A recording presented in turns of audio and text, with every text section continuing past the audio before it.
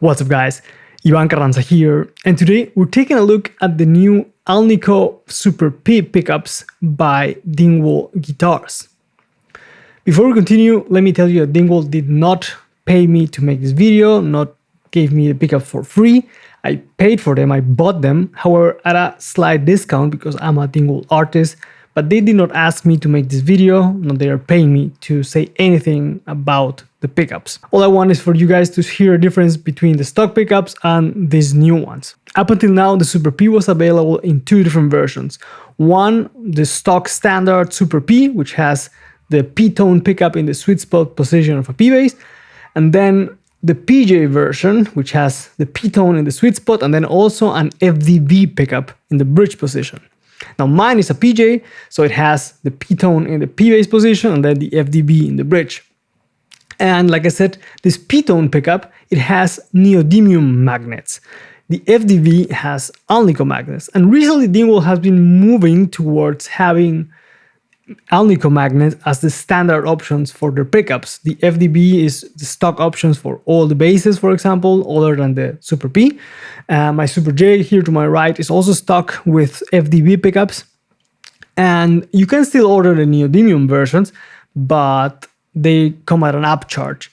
Now, Sheldon has developed these new pickups, the Alnico version of the P-bass pickup, which will then now be the standard option for the Super P, and also in the upcoming SP1, which will be released in Q1 2025, if I remember correctly. That is the import version of the Super P.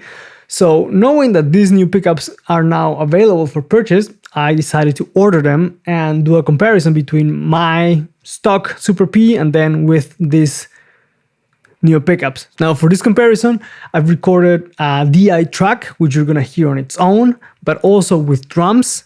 And because we also hear the bass coming out of an amp, I've reamped that signal and you're gonna hear the amp on its own and also with drums. And I've recorded in a couple of different playing styles and also with different levels of the tone control. So fully open at around 60% and then fully closed. And then also with a pick, and not only just fingerstyle. So let's check out the samples and then we're gonna discuss a bit what I hear are, well, the differences. So let's check that out. Okay, so here's actually how the Super P looks like without a pickguard.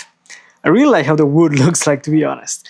But you can see also here that they left some room in case you wanted to have a reverse P configuration. You will need, of course, a new pickguard for that, but they did route the bass for it.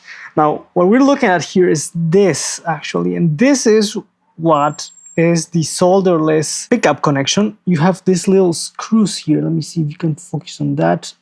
Might be a bit too close. But essentially, you just need to unscrew those and put the cables in there. And here I have, of course, the new cables. And I've just checked which cables go where. So I'm gonna do that and hopefully everything works out.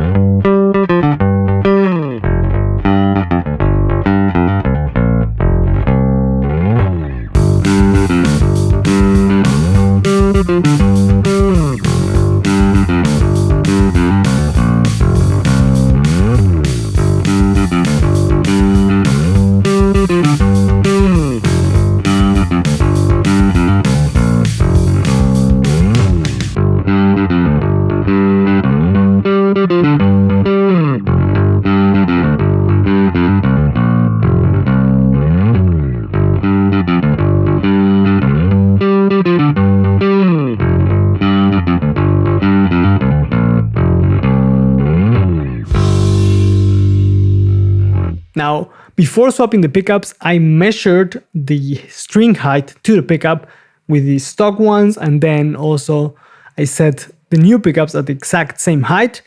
And when I was about to record, I noticed that the output was definitely lower, and I had to raise the output by about 3 to 4 dB to match the output volume and overall loudness. And while I was mixing, I tried my best to match perceived loudness between all the examples. So I think this should give you a very even perception when I was swapping the tracks for this A and B test. Personally, what I hear is that the neodymium pickups have much more like nasal mid-range and a slightly muted top end, whereas the Alnico pickups sound a bit more hollow and have a bit more sparkle up top. What is better or worse? I think that's, up for debate and also preference. Me personally, I'm really liking how the Alnico pickups sound. I always found that, at least before, the tone of the Super P was, it was sort of muted in the top end, which, to be fair, helps when you're running distorted signals because it does not sound as harsh. But sometimes it was lacking a bit of, sparkle, I would say. And I think I'm getting this with the Alnico pickups. I still need to do more testing and play around more. Luckily, changing them out is fairly simple, so I'm going to do some more experimenting for sure and recording and playing with the Super P before I decide on which one I'm keeping. But I have to say I'm really liking these new ones. And I think, even though I did not record any samples with it, I think it blends better with the FDV that's on the bridge position. The output is definitely much more even, and I think it balances itself more than before because the neodymium P-tone was very high output compared to the FDV, and now they're much more even. Now I'm pretty curious about which one did you prefer, so please let me know down in the comments. And also, don't forget to subscribe and hit the notification bell to stay up to date with the content that's coming to the channel. As always, thank you guys for watching. Let me know what you think in the comments, and I'll catch you guys on the next one. Take care.